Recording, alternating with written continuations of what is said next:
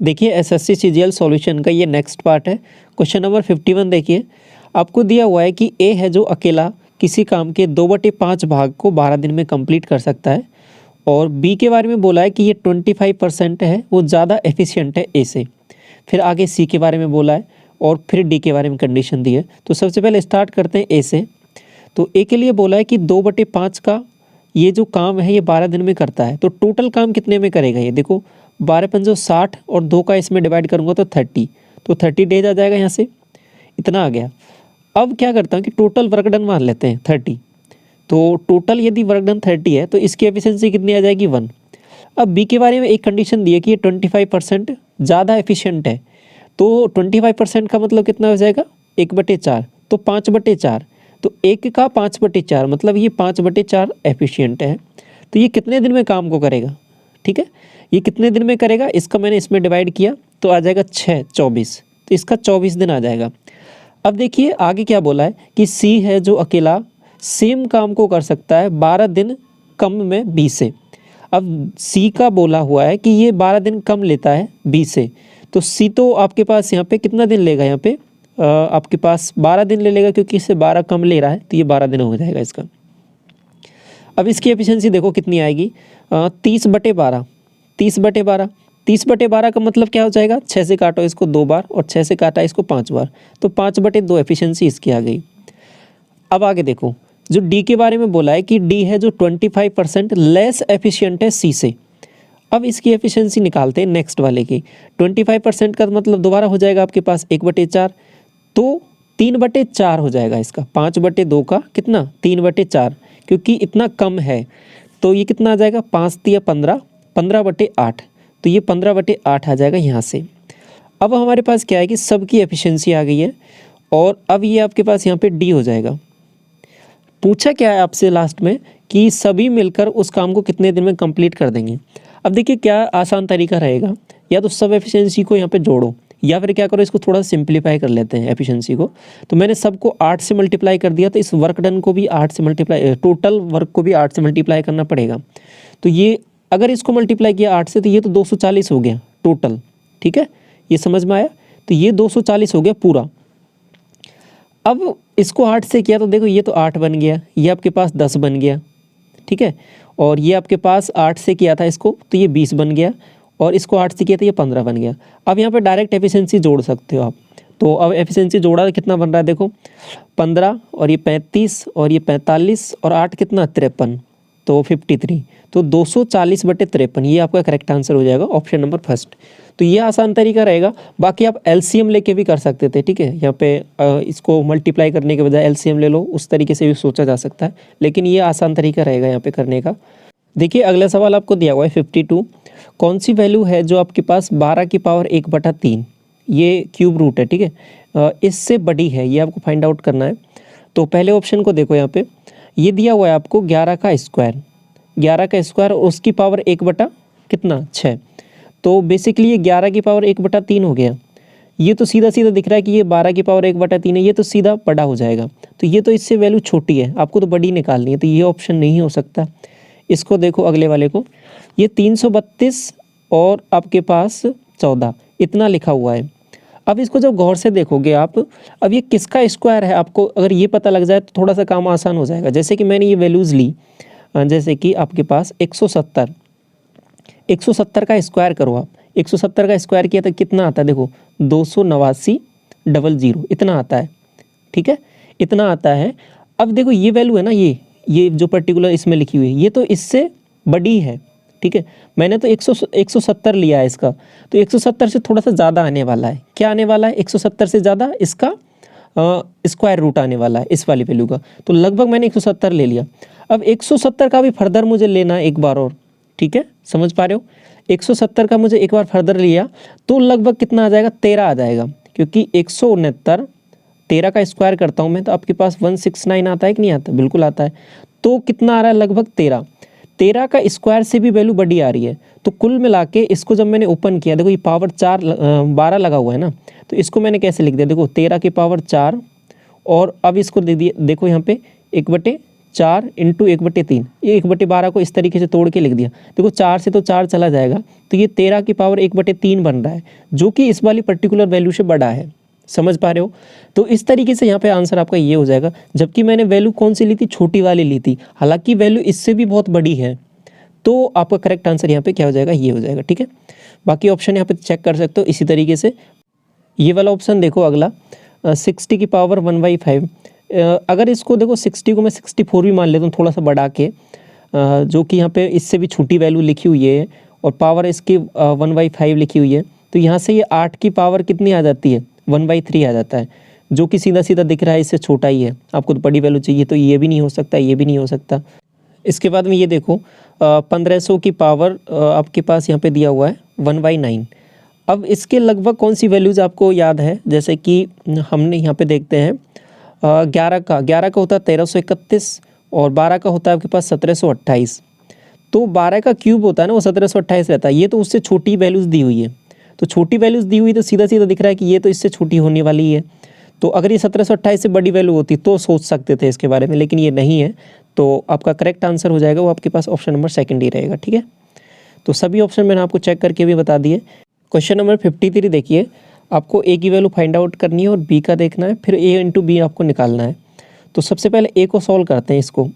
अब यहाँ पे 4 को देखो और यहाँ पे इसको 8 को देखो। 4 से यहाँ पे मैंने स्क्वायर रूट निकाला है इसका, तो 2 आ जाएगा।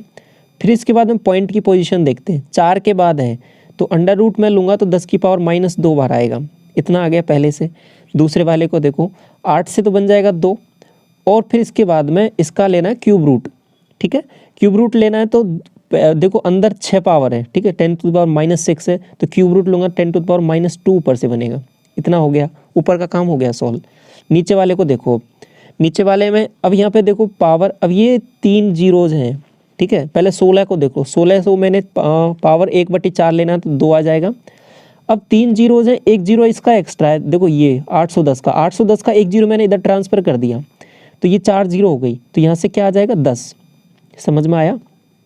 अब देखो इसको गौर से, इसका 1 जीरो मैंने इधर ट्रांसफ़र कर दिया तो यहाँ पे ये 10 आ गया। इसके बाद में फर्दर आगे देखो, इसमें 125 से कितना बन जाएगा 5, 125 से 5 बन गया, और 3 जीरो है, 3 जीरो का क्यूब रूट करूँगा तो 10 आ जाएगा। इतना सॉल्व हो गया है ये सवाल। अब देखो 5 दूना 10 और 10 एक 10 तो ये बन गया, और एक 10 ये रहा, एक 10 ये रहा, तो नीचे 10 की पावर 3 बन रहा है, 10 की पावर 3 बन रहा है, ऊपर जाएगा 10 की पावर -3 हो जाएगा। ऊपर ऑलरेडी 10 की पावर -4 है, तो 4 इंटू कितना, और देखो ये 81 भी है ना, 81 से भी 3 आ जाना है, तो 4/3 इंटू 10⁻7। ये आपके पास पहले वाले को सॉल्व करने पर आ गया, 4/3 इंटू 10⁻7, इतना आ गया पहले वाले को सॉल्व करने पर। दूसरा वाला बी मल्टीप्लाई में करना है, बी को सॉल्व कर लेते हैं, बी कितना आएगा। देखो सबसे पहले इसको सॉल्व किया तो यहाँ से तो 9 बनने वाला है, 9 के बनने के बाद में एक आ जाएगा 10⁻1, क्योंकि पॉइंट भी लगा हुआ है, मल्टीप्लाई बाय, और इसको देखो यहाँ से आ जाएगा 2, और 2 के बाद में 4 डिजिट के बाद में है पॉइंट, तो 1 डिजिट के बाद आ जाएगा 10⁻1। इसको देखो नीचे, यहाँ से आ जाएगा आपके पास 4 और 10⁻1। देखो इससे तो ये चला जाना है पूरा पूरा, इससे ये चला गया तो 2 से ये भी चला गया आपके पास, तो 9/2 मल्टीप्लाई बाय 10⁻1। इसको सॉल्व कर लेते हैं। देखो 4 9 36, 36 को 6 से भाग देना है तो 6 आ जाएगा, और -7 और -1 10⁻8, तो 6 इंटू 10⁻8 करेक्ट आंसर आएगा, जो कि आपको यहाँ पे किसी भी ऑप्शन में नहीं दिया हुआ है, तो ये सभी ऑप्शन इसके गलत हैं। आंसर आपका 6 इंटू 10⁻8 आएगा। ठीक है, इसके बाद में देखो क्वेश्चन नंबर 54, आपको ये डाटा दिया हुआ है, इसको देखो कैसे लिख सकते हैं, 1/10 थीटा, और ये 10 थीटा दिया हुआ है, तो लास्ट वाले को लिखा मैंने sin थीटा बटे cos थीटा। अब ये भी sin थीटा बटे cos थीटा, तो उल्टा हो जाएगा, तो ऊपर हो जाएगा cos थीटा और नीचे हो जाएगा sin थीटा। ठीक है, LCM आ जाएगा दोनों का, sin थीटा cos थीटा, और ऊपर आप देखो क्या बनने वाला है, sin थीटा का मैंने डिवाइड किया cos theta, cos square theta बन जाएगा इससे, और इधर बन जाएगा sin स्क्वायर थीटा, तो ये पूरा ओवरऑल 1 बन जाएगा, तो 1/, ये है, तो इससे sin थीटा से तो क्या बन जाएगा कोसेक थीटा, और cos थीटा से क्या बन जाएगा सेक थीटा, तो ऑप्शन नंबर फर्स्ट करेक्ट हो जाएगा। क्वेश्चन नंबर 55 देखिए, ABC है वो एक बिजनेस स्टार्ट करते हैं, आपके पास इतना इतना इतना पैसा लगा के, फिर आगे इनकी टाइमिंग दी हुई है कि 3 महीने बाद में सी छोड़ देता है और सी के छोड़ने के 7 महीने बाद में बी भी छोड़ देता है बिजनेस को। उसके बाद में आगे कंडीशन दी हुई है कि 1 साल के अंत में जो सी को रिसीव होता है वो प्रॉफिट इतना है, तो ए और बी को टोटल कितना प्रॉफिट रिसीव होगा ये आपको फाइंड आउट करना है। तो सबसे पहले इनको देखिए इन्वेस्टमेंट इन्होंने कैसे कैसे किया है। अब देखो ये बड़ी बड़ी वैल्यूज़ लिखी हुई हैं, आपको पूरा नहीं लिखना है। जो कॉमन जीरोज है उनको हटा देता हूँ मैं। तो देखो इसको कितना लिखा, केवल 10 लिखा यहाँ पे, इधर 14 लिखा, इधर 20 लिखा, ठीक है। इसके बाद में देखो क्या हुआ है यहाँ पे 3 महीने तक, तो 3 महीने के बाद में है वो सी ने छोड़ दिया बिजनेस को, तो 3 महीने तक रहा कौन, सी। 3 उसके बाद में क्या हुआ कि 7 महीने किसके बाद में, सी के छोड़ने के बाद में, तो मतलब बी कितने दिन तक रहा, बी रहा होगा 3 महीने तो ये और 7 महीने वो, मतलब 10 महीने, तो इसने 10 महीने तक कंटिन्यू किया। ए के बारे में कोई कंडीशन नहीं दी, मतलब ए लास्ट तक रहा है, तो ए ने 12 महीने तक कंटिन्यू किया। तो टोटल क्या हो जाएगा यहाँ पे 120 इसका हो जाएगा, 140 इसका हो जाएगा और ये 60 इसका हो जाएगा। सिंप्लीफाई कर लो इसको, 3 बार, 7 बार और ये 6 बार, ये रेशियो आ गया इनका, ठीक है। अब आगे देखो सवाल में क्या दिया हुआ है, इंटरेस्टिंग चीज़ है कि सी रिसीव्ड करता है इतना प्रॉफिट के रूप में शेयर, तो 1155 है ना, ये 1155, ये कितने यूनिट की वैल्यू है, 3 यूनिट की, क्योंकि ये सी का 3 यूनिट है। आपको ए और बी का कंबाइंड निकालना है, ए और बी का कंबाइंड कितना हो जाएगा 13 यूनिट, ये निकालना है। 3 से इसको भाग कर लो, 3 से जाएगा 3 तिया 9, 2 बचेगा, 3 अट्ठे 24, 1 3 पंजो 15, 13 से मल्टीप्लाई कर लो, 13 पंजो 65, 6 और 13 अंठे 104 और 6 110, 11, 13 थी 39, 39 और 11 50, 5005, ये आपका करेक्ट आंसर हो जाएगा, ऑप्शन नंबर सेकंड, ठीक है। इसके बाद में ये वाला सवाल देखो, एक सम है 20,000 रुपये का और 40,000 रुपये का, सिंपल इंटरेस्ट पे दिया जाता है 10% रेट पे, 15% रेट पे 3 साल के लिए। What will be the total simple interest, ये क्या होगा। तो सबसे पहले देखो 10% की रेट पर 3 साल के लिए 30% का ब्याज मिलेगा। दूसरा 15% की रेट पर 3 साल के लिए 45% का ब्याज मिलेगा। ये बात तो समझ में आ गई। 20,000 का 30% में निकालूंगा तो कितना आ जाएगा 6,000 रुपये, 6,000 तो यहाँ से मिल गया। अब देखो 40,000 रुपये का 45% निकालूंगा तो कितना आ जाएगा, 45 को 4 से मल्टीप्लाई करो, 45 दूना 90, 90 दूना 180, मतलब 18,000 रुपये यहाँ से मिल जाएगा। देखो सीधा सीधा लिखना है, इसमें कुछ लिखना बड़ा है नहीं, क्योंकि सिंपल इंटरेस्ट पूछा तो बहुत आसान हो जाता है। 18,000 यहाँ से मिला, 6,000 यहाँ से मिला, तो टोटल कितना हो जाएगा 24,000, ये आपका आंसर हो जाएगा। ये वाला सवाल देखो, देखो ये प्रीवियस ईयर का बहुत रिपीटेटिव सवाल है। इस ऐसे सवालों में आपको डायरेक्ट रिजल्ट ध्यान रखना रहता है। जो केवल इतना सा आंसर है ना, ये tan theta plus sec theta, ये आपका करेक्ट आंसर हो जाएगा। ऑप्शन नंबर आपको यहाँ पे दिखा हुआ है, ठीक है। कैसे करते हैं समझ भी लो इसको। ये 1 लिखा हुआ है ना, इस 1 को थोड़ा सा ध्यान से देखना है। 1 क्या होता है, सेक स्क्वायर थीटा, ठीक है, माइनस tan स्क्वायर थीटा, ये होता है आपके पास 1। अब यहाँ पे ये -1 है, तो इसको मैं उल्टा कर दूंगा, tan square theta minus sec square theta. तो देखो कैसे, मैं जो बोला है वो क्या चीज़ें बोली हैं, tan theta plus sec theta minus, तो उल्टा था तो मैंने क्या कहा था कि उल्टा कर देंगे उसको, tan square theta minus sec square theta, ठीक है, इसको उल्टा लिख दिया। अब ये जो वैल्यू है ना, इसको गौर से देखो, इसको मैं क्या लिख सकता हूँ, tan theta plus sec theta, ठीक है। और इसको एक चीज़ एक तरीके से कैसे लिख सकता हूँ, tan theta minus sec theta, A plus B A minus B, simple. तो क्या हो जाएगा tan theta minus sec theta, एक वैल्यू ये हो जाएगी, एक वैल्यू ये हो जाएगी। तो अब देखो यहाँ पे इंटरेस्टिंग चीज़ क्या है, tan theta plus sec theta ये रहा, tan theta plus sec theta ये रहा, इसको मैंने कॉमन लिया, ठीक है, tan theta plus sec theta, इसको जब मैं कॉमन लेता हूँ ऊपर से, तो यहाँ से क्या बनेगा, देखो यहाँ से तो 1 बच जाएगा, 1, ठीक है, और यहाँ से बच जाएगा tan theta minus sec theta, tan theta minus sec theta plus 1, ये जो एज इट इज नीचे बच रहा है, तो ये कट जाना है, नीचे से ऊपर से ये कट जाएगा, तो केवल और केवल आंसर आपका यही बच जाएगा, tan theta plus sec theta. तो ये आपका करेक्ट आंसर हो जाएगा, ठीक है। ये फिक्स सवाल है और प्रीवियस ईयर का है, सेम पैटर्न है, और इस तरीके से आपको डायरेक्ट इसका आंसर यहाँ पे याद भी रख सकते हो, बाकी आसान है, कर भी सकते हो इसको। ये वाला सवाल देखो, ये सीरीज़ आपको दे रखी है, इसको गौर से देखो, 1 इंटू 2, 2 इंटू 3, 3 इंटू 4। तो ये बेसिकली है क्या सीरीज़ में मामला, n और n इंटू n प्लस 1, इस तरीके से है, n इंटू n+1 इस तरीके से सीरीज चल रही है बेसिकली। यदि ये मैंने कौन सी nवीं टर्म लिख दी है, अब मुझे इस सीरीज का यदि सम लिखना है तो कैसे लिख दूंगा, n इंटू n+1।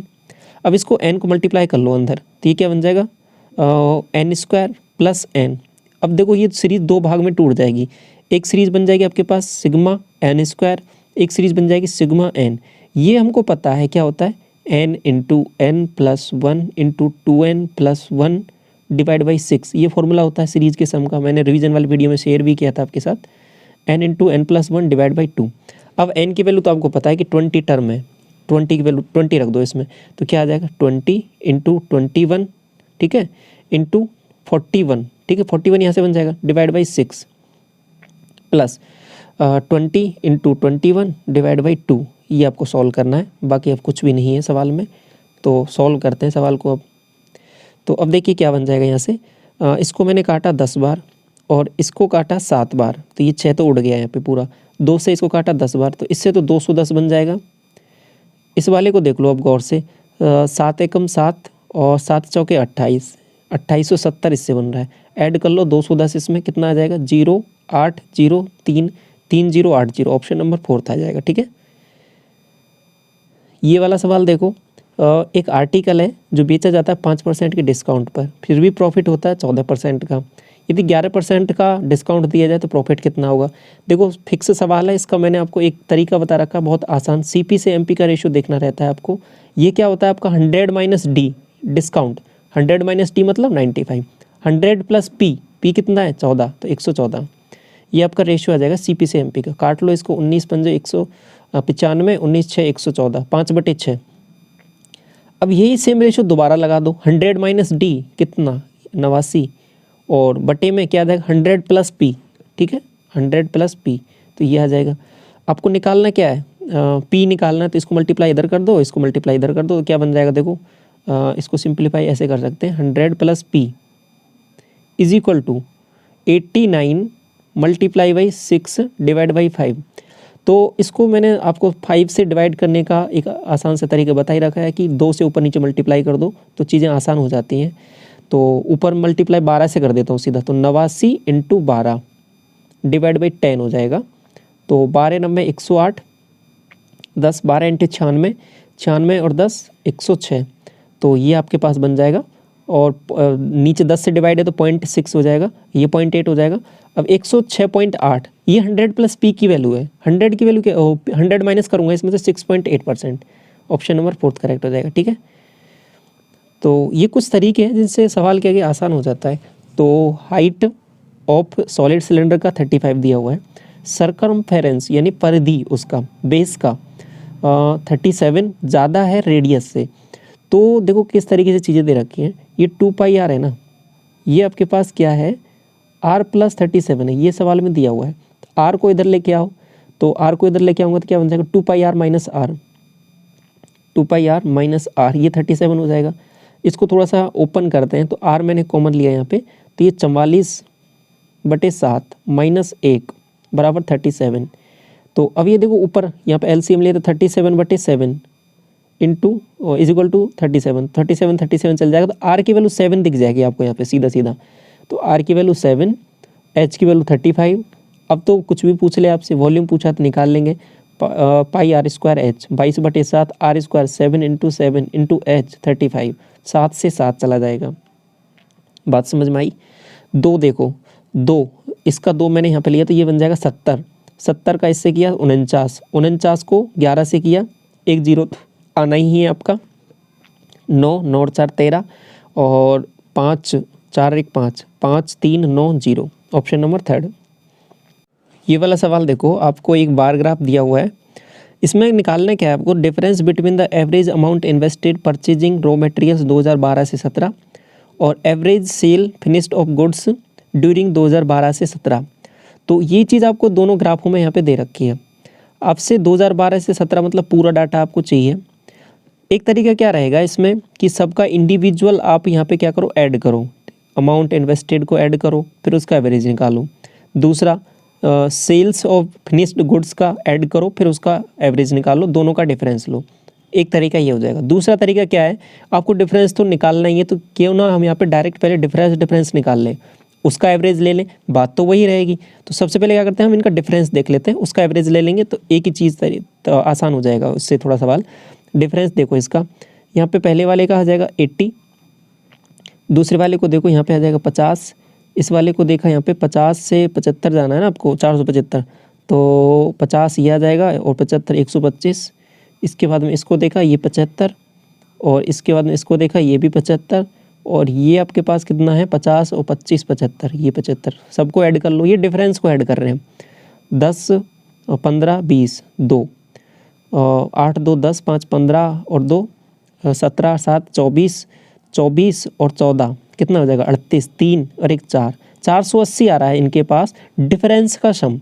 कितनी वैल्यूज़ हैं 1 2 3 4 5 6 से डिवाइड कर देंगे 480 को, तो आपके पास 80 आंसर आ जाएगा। ये एवरेज आ जाएगा डिफरेंस का। तो यही आपसे पूछा था, ये आपका सवाल हो गया। अगला सवाल देखो इसके बाद में, विपुल और मनीष हैं जिन्होंने इन्वेस्ट किया एक सम 15,000 रुपये और आपके पास 20,000 रुपये। रेट आपको यहाँ पे अलग अलग दे रखी है दोनों की। कंपाउंड इंटरेस्ट है, 3 साल के लिए किया है, ये बात भी समझ लो। आपको निकालना क्या है कि जो दोनों का मिला के कंपाउंड इंटरेस्ट कितना बनेगा वो आपको निकालना है। देखो सबसे पहले कैसे निकालेंगे, 20% रेट है ना, 20% रेट का मतलब क्या हो जाएगा 1/5, 1/5 का मतलब क्या हो जाएगा 5/6, तो 5 पे 6 का ब्याज। ये 3 साल के लिए मुझे जाना है तो क्यूब कर दूंगा तो 216, और ये हो जाएगा आपके पास 125। अब देखो डिफरेंस दोनों का मैंने यहाँ पे निकाला तो ये 1 हो जाएगा, और ये आपके पास 12 में से ये जाएगा तो 9, 91। 125 रुपये पे 91 मुझे मिल रहा है। तो एक और अमाउंट कितना है आपके, ये जो पैसा कितना है आपके पास 15,000। ये कितने की वैल्यू है 125 की, आपको निकालना कितना 91 यूनिट की। इसको काट लेते हैं 25 से 5 बार, 25 पंजे 125, 25 छः 150, ठीक है। 5 से एक बार और काटा इसको 12, 120। तो 12 से इसको मल्टीप्लाई कर लेते हैं, 12 जीरो तो आ ही जाना है, 12 एकम 12, 1 12 नंबर 108 और 109, तो ये 10,920, 10,920 ये पहले वाले केस में आपको मिल गया। कितना मिल गया 10,920, ये पहले वाले केस में मिल गया आपको ब्याज कंपाउंड इंटरेस्ट। दूसरे वाले केस में देखो रेट आपको दे रखी है 30%, 30% का मतलब 3/10, 3/10 का मतलब 10 की वस्तु 13 में, 10 का क्यूब करो 1000, 13 का क्यूब करो आपके पास 2197, ठीक है। 13 का क्यूब याद भी होना चाहिए आपको। दोनों का डिफरेंस देखो, ये आपका कंपाउंड इंटरेस्ट हो जाएगा 1197। आपके पास ये जो 20,000 की वैल्यू है तो इसका 20 टाइम्स है, तो इसका भी 20 टाइम्स कर देंगे तो ये आपके पास ब्याज आ जाएगा।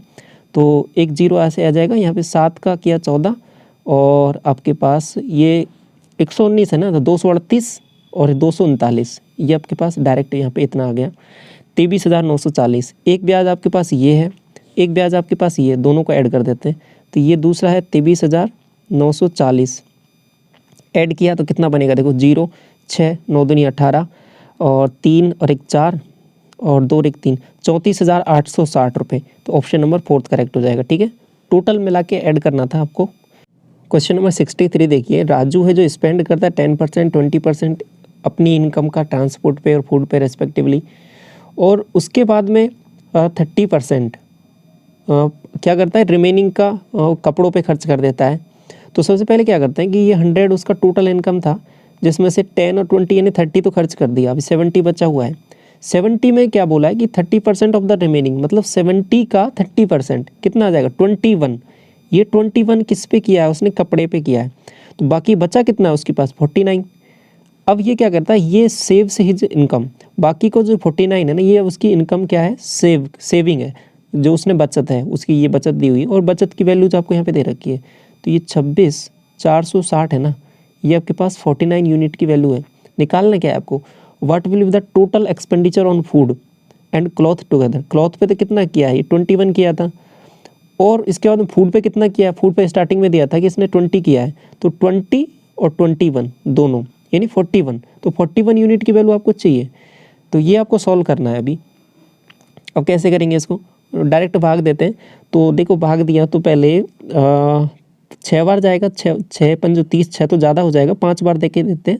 तो 5 बार कितनी बार जाएगा, देखो 5 बार गया तो 5 9 45 और 5 चौके 20 4 24, 245, 245 इसमें से माइनस कर देते हैं, कितना बनेगा देखो 9, 245 माइनस किया तो 9 बनेगा, और यहाँ से हो जाएगा 1 1 196 0, तो 49 से ये कितना टाइम से 4 गुना, तो 500 और 0 आई जाना है 540, 540 इंटू 41, ये आपका करेक्ट आंसर हो जाएगा। कर लेते हैं मल्टीप्लाई, 540 और 40 है तो 10, तो 0 तो हटा लेता हूँ मैं, इसको 41 से करना है। कैसे करेंगे, देखो 4 एकम 4 और क्रॉस मल्टीप्लाई किया 5 और 4 चौके 16, 16 5 21, 2 और 5 चौके 20 और 2 22, तो 2214, 1 0 आना ही है, तो ये आपका करेक्ट आंसर हो जाएगा ऑप्शन नंबर 3।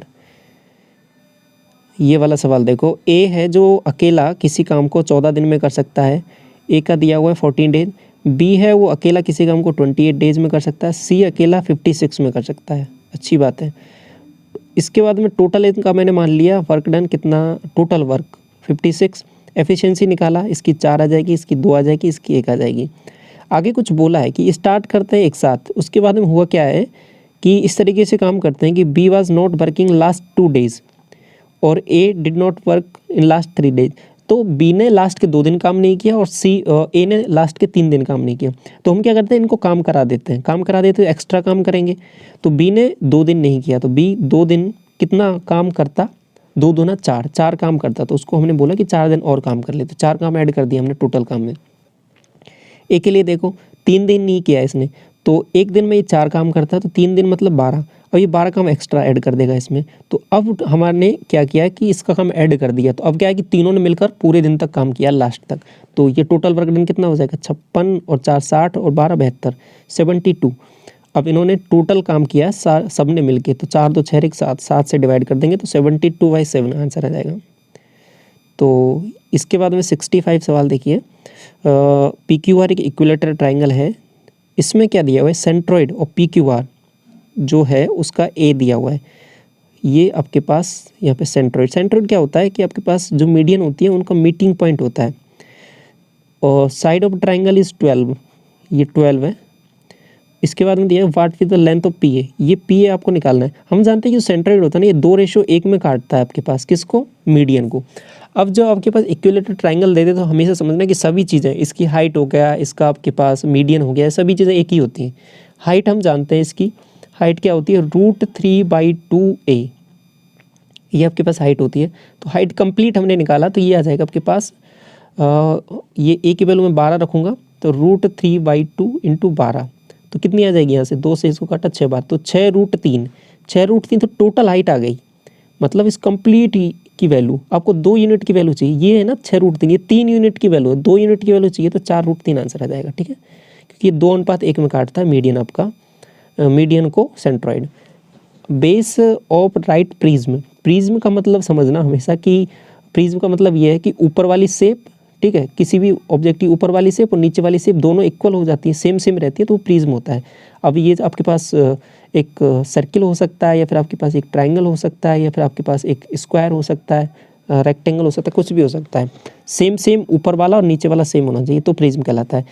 तो इस प्रिज्म का क्या दिया है कि बेस है वो आपके पास इक्विलेटरल ट्राइंगल है, जैसे कि यहाँ पे इक्विलेटरल ट्राइंगल है, तो उसके बाद में जिसकी साइड आपके पास 10 दे रखी है, ठीक है, ए की वैल्यू 10 है, हाइट आपको दे रखी है प्रिज्म की h बराबर 10√3, तो टोटल सरफेस एरिया निकालना है।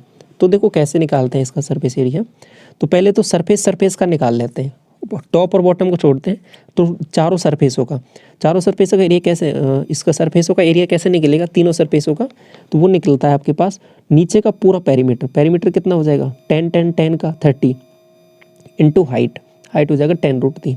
ये तो हो गया आपके पास जो इसकी साइड वाली सरफेस है उनका। अब टॉप और बॉटम के ऊपर बात करते हैं, तो टॉप बॉटम तो इसका क्या रहेगा, स्क्वायर आपके पास ट्राइंगल रहेगा इक्विलेटरल, तो 2 इक्विलेटरल ट्राइंगल बनेंगे, कितने साइड के, √3/4, और इसका एरिया आ जाएगा 10 साइड है तो 10 का स्क्वायर मतलब 100, ये आपके पास एरिया आ जाएगा। ये आ जाएगा 300√3, और यहाँ से क्या आ जाएगी, देखो ये 100 200/4 मतलब 200/4 कितना था, 50, तो 50√3, तो 300 + 50 350√3। ये देखो 67वां सवाल, आपको दिया हुआ एक मिक्सचर है एसिड का और वाटर का, जो कंटेन रखता है 20% एसिड। इसके बाद में हुआ क्या है कि 10 लीटर ऑफ वाटर एडेड, अगर वाटर ऐड कर रहे हैं तो कांस्टेंट क्या रह रहा है आपके पास, एसिड रह रहा है, तो एसिड को पकड़ना है। तो x, ये टोटल शुरू में x था, जिसमें 20% एसिड था, तो मतलब 20/10 ये एसिड है। इसके बाद में 10 लीटर वाटर ऐड किया तो x + 10 का मिक्सचर बन गया। इसमें अब क्या होगा कि परसेंटेज एसिड का कितना हो गया 15%, तो 15/100 हो जाएगा।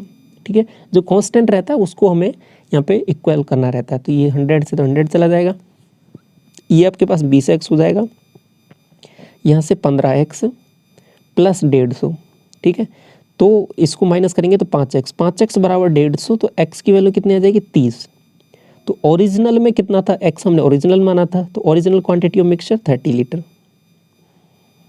ये देखो 68। आपको दिया हुआ है BAC है वो PQR के क्या है, सिमिलर है। सिमिलर है तो यहाँ पे जो एरिया दिया हुआ है, एरिया का एरिया भी दिया हुआ है 6, ये 25 है, ये 36 है, तो ये BAC रहा आपके पास, ये आपके पास PQR रहा। ठीक है, तो रेस्पेक्टिव साइड बराबर होंगी। वो कैसे रहेंगी बराबर, इनके एरिया के स्क्वायर रूट के। 25 है 25 का 5 आ जाएगा, 36 है 36 का 6 आ जाएगा, तो 5:6 में रहेंगी भुजाएं।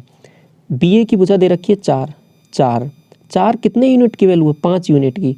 ठीक है, आपको निकालना क्या है, 6 यूनिट की वैल्यू, तो 6 से मल्टीप्लाई कर दो, 6 चौके 24, 24/5, 5 से डिवाइड करने का आसान तरीका मैंने क्या बता रखा है, 2 से ऊपर नीचे मल्टीप्लाई करो, तो ये क्या आ जाएगा ऊपर 48, नीचे क्या बन जाएगा 10, तो 4.8।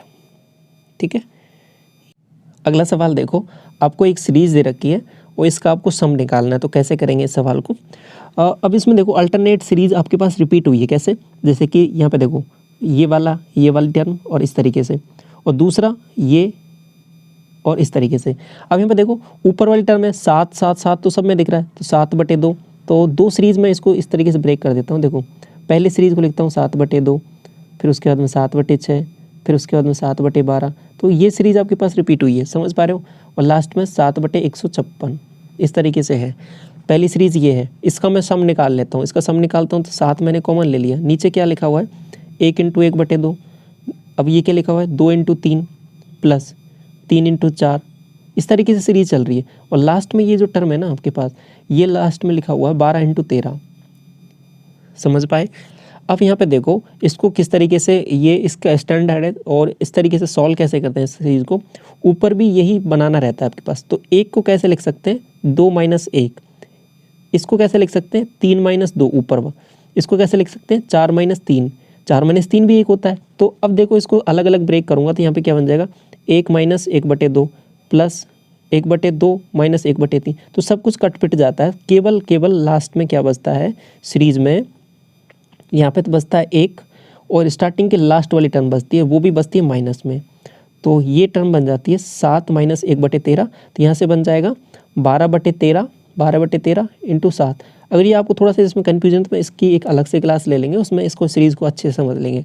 तो 12 से 84/13, तो पहली सीरीज़ का तो सम आ गया वो 84/13 आ गया। दूसरी सीरीज़ और बन रही है एक, उसको भी देख लो यहाँ पे 11/3, अगली है आपके पास 11/15, और अगली सीरीज़ आपके पास 11/35, और लास्ट में है आपके पास यहाँ पे देखो 11/575। ठीक है, 575 को जब गौर से देखोगे तो ये कहीं ना कहीं कैसे लिखा हुआ, देखो 25 का होता है 625, और 625 तो 23 × 75 लिखा हुआ है, 23 × 75, इसको मल्टीप्लाई करके देख लो, इतना ही क्या 25 × 75 और 7 25 2 50 7 57, ठीक है। तो ये 23 × 25 लिखा हुआ है। 11 मैंने ऊपर से सबसे कॉमन ले लिया, 11 ऊपर से कॉमन लिया तो क्या बन रहा है, देखो इस 3 को क्या लिख सकता हूँ 1 × 3, ठीक है, ये आपके पास है 3 × 5, ये आपके पास 5 × 7। अब ऊपर नीचे मैंने 2 से मल्टीप्लाई किया और ऊपर भी 2 से मल्टीप्लाई कर दिया, तो ये क्या बन जाएगा सीरीज़, देखो 2 × 1/3, 2 × 3 × 5 प्लस 2 × आपके पास 5 × 7, इस तरीके से सीरीज। अब इस 2 को कैसे लिख सकता हूँ मैं 3 - 1 ऊपर, इसको कैसे लिख सकता हूँ 5 - 3, इसको कैसे लिख सकता हूँ 7 - 5। तो सीरीज़ में अब दोबारा सब कुछ टर्म कट जाएगा, फिर लास्ट में क्या बचेगा, पहली वाली टर्म और लास्ट वाली टर्म। तो पहली वाली टर्म और लास्ट वाली टर्म क्या बचने वाली है आपके पास यहाँ पे, उसको समझ लो। तो ये 11/2 तो बाहर था ही, और यहाँ से बन जाएगा 1 माइनस लास्ट वाली टर्म कितनी थी 25, तो ये 25 बच जाएगा, तो यहाँ से बन जाएगा 24/25, 24/25। तो 24/25 को इस तरीके से लिखा यहाँ पे 24/25, और इसको 2 से काटा 12 बार, और 12 से इसको मल्टीप्लाई किया 132/25, 132/25। तो अभी फाइनली आपके पास क्या बन गया है, सीरीज का सम करके एक तो बन गई 132/25 और एक बन गई थी आपके पास 84/13। अब ये दो सीरीज है, इनका सम करना है और ये आपका करेक्ट आंसर हो जाएगा लास्ट में। तो करते हैं, एलसीएम लिया मैंने 13 × 25, ठीक है। 13 को भाग दिया इसमें 25 और 25 को 4 से किया, 25 चौके 100 और 10 और 25 × 200, 210, तो 2100 बन जाएगा इसका पहले वाले का सम। दूसरे वाले का देखो 25 का ये 13 बार जाएगा, 13 से उसको करता हूँ 13 दूना 26, 2 बचेगा, 13 3 39, 1 41, 4 और 13 एकम 13, 4 17, ये बन जाएगा इस वाली का सम 1716। दोनों को ऐड किया तो आपके पास कितना बनने वाला है, देखो यहाँ से बन जाएगा 6, यहाँ से बन जाएगा 1, यहाँ से बन जाएगा 17 और 21 कितना हो जाएगा 38, 3800 बटे इसको मल्टीप्लाई कर लो 25 × 75 और आपके पास 7, 25 एकम 25 और 7 32, 325 नीचे बन जाएगा 3816/325, ऑप्शन नंबर सेकंड, ठीक है। ये वाला देखो 70, एक ट्राइंगल की साइड दे रखी है 5, 13, 12 में। तो अब देखो ये साइड जैसे ही दिखती है आपको तुरंत ध्यान आना चाहिए, 5, 12, 13 का ट्रिपलेट होता है, 5, 12, 13 का ट्रिपलेट होता है तो एक एंगल 90 होगा यहाँ पे, ये बात पता लग गई है। कह रहा है कि आपसे कि लार्जेस्ट एंगल क्या होगा, देखो सबसे बड़ा एंगल ही 90 होगा, तो यही तो आपसे पूछा है, तो 90 डिग्री आंसर हो जाएगा इसमें। ये देखो 71, तो ये क्वेश्चन मैंने आपके साथ टेलीग्राम चैनल पे भी शेयर किया था, क्योंकि शेयर इसलिए किया है क्योंकि ये बहुत इंपॉर्टेंट है, बहुत बार रिपीट हुआ है, तो इसलिए इसको समझ लो और इसको अच्छे से कर लो और आके भी दिखेगा ये दोबारा बार बार। प्राइस है वो आपके पास चावल का वो डिक्रीज़ कर जाता है 25%। 25% का मतलब क्या हो जाएगा 1/4, ठीक है। तो पहले कोई वस्तु की कीमत 4x थी तो अभी कितनी हो गई 3x, इतना समझ में आया, ठीक है। आगे देखो, तो एक व्यक्ति है वो 30 किलोग्राम चावल ज़्यादा खरीद सकता है सेम एक्सपेंडिचर पे। यदि एक्सपेंडिचर इतना है तो ओरिजिनल प्राइस क्या रहेगा, हमेशा क्या करना रहता है इसमें सवाल को, आप अभी मैं आपको इसको कंप्लीट करके दिखा रहा हूँ, बाकी आगे से हम इसका शॉर्ट मेथड इसका बना लेंगे, ठीक है।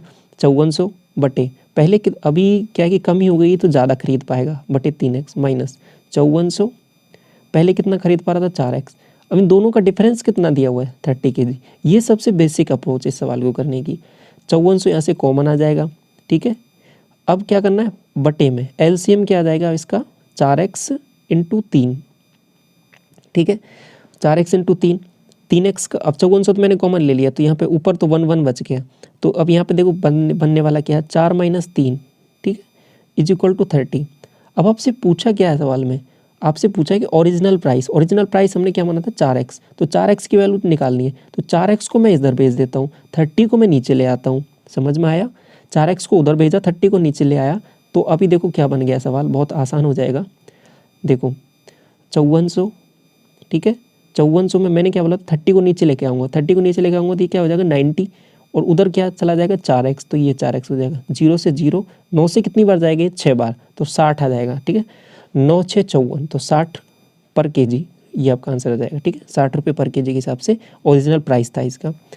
ये देखो 72 में बोला है कि XYZ डिस्टिंक्ट प्राइम नंबर है और x है जो छोटा है सबसे, फिर उसके बाद इससे बड़ा y है, फिर इससे बड़ा सबसे बड़ा z है, x + y + z = 70, then what is the value of z।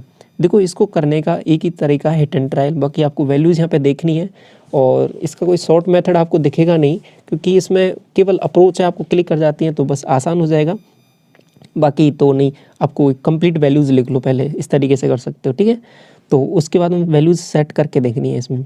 तो प्राइम नंबर कौन कौन से, जैसे कि 2 हो गया, 3 हो गया, और इससे आसान इसलिए हो जाएगा सवाल क्योंकि आपको कुछ वैल्यूज़ दे रखी हैं ऑलरेडी, तो उनका भी यूज़ कर सकते हो 2 3, और इसके बाद में क्या हो जाएगा आपके पास 5 7 11 13 और इसके बाद में 17 19 23 और 29 और 37 29 31 37 और 41 43, 41 नहीं दिया है, 43 दिया है, 43 दिया है। तो पहले अब देखो रख के दे सकते हो इसमें, जैसे कि इसमें आंसर इसका 37 है तो 37 एक हो जाएगी वैल्यू, सबसे बड़ी देखनी है तो सबसे पहले आप 43 से स्टार्ट करोगे, 43 से कोई पेयर नहीं बनेगा तो 37 आ जाएगा, 37 एक वैल्यू 37 हो गई। अब बाकी 2 वैल्यूज़ और चाहिए होंगी ना आपको, तो 37 है तो इसको कैसे देखोगे, फिर इसमें बाकी 37 को इसमें से माइनस कर दोगे 70 में से, तो कितना आ जाएगा 33।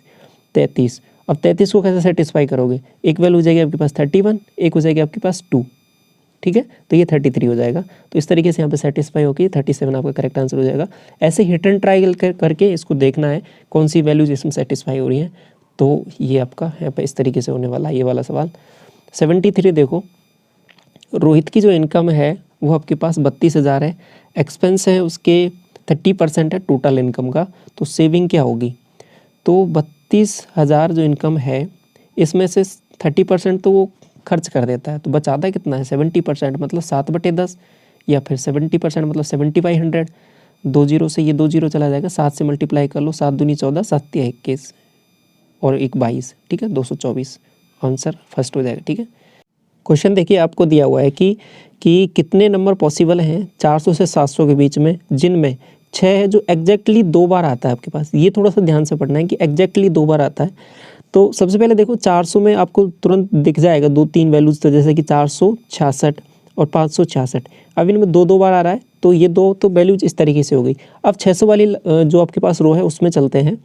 तो देखो यहाँ पे दिखेंगे कुछ वैल्यूज, 660 हो जाएगा, ठीक है, 661, 662, 63 और 64 और 665।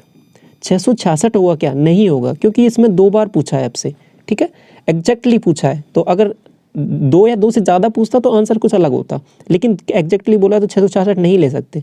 667, 668 और 669। 670 होगा क्या, नहीं होगा, क्योंकि उसमें 6 2 बार आ ही नहीं रहा। ये तो हो गया इतना काम। अब क्या इतना ही आंसर होगा, नहीं। अब देखो कुछ वैल्यूज़ और रह गई हैं आपके पास, ये कितनी होगी, देखो 2, 3, 4, 5, 6, 7, 8, 9, 10, 11 वैल्यूज़ तो ये हो गई हैं आपके पास। अब देखो क्या मामला बनने वाला है, और कुछ वैल्यूज़ कितनी रह गई हैं आपके पास। अब देखो स्टार्टिंग से चलो, 606 इसमें भी 2 बार आ रहा है, 616, 626, 636, 646, 656 और इसके बाद में 676 और 686 और 696। देखो मैंने सभी वैल्यूज आपको लिख के बता दी है, तो आपको यहाँ पे कोई कन्फ्यूजन होना नहीं चाहिए। 1 2 3 4 5 6 7 8 9, 1 2 3 4 5 6 7 8 9, ठीक है, 9 वैल्यूज ये हैं, 11 ये है, तो टोटल मिला के कितनी वैल्यूज हो गई 20। तो ये आपका करेक्ट आंसर हो जाएगा। 21 नहीं होगा, क्योंकि इसमें ट्वाइस बार पूछा है, ठीक है, 2 बार पूछा है। 666 आप नहीं ले सकते, ठीक है। ये वाला सवाल देखो 75, डिफरेंस दिया हुआ है between area of concentric circle 264, मतलब पाई R1 square minus R2 square, ये वैल्यू आपको दे रखी है 264। 264 पाई की वैल्यू यहाँ पे रख दो 22/7, तो 22 से इसको काटा मैंने, 22 एकम 22, 4 बार जाएगा तो 2, 12 से 84, तो R1 square minus R2 square बराबर तो 84 आ गया। आगे देखो पूछा क्या है, what is the difference between the squares of the radius, तो ये तो पूछा ही है आपसे, तो ये तो हमने निकाल लिया, 84 आ जाएगा। तो ये ऑप्शन नंबर 3 करेक्ट हो जाएगा आपका। तो इस तरीके से आपके यहाँ पे 75 क्वेश्चंस कवर होते हैं।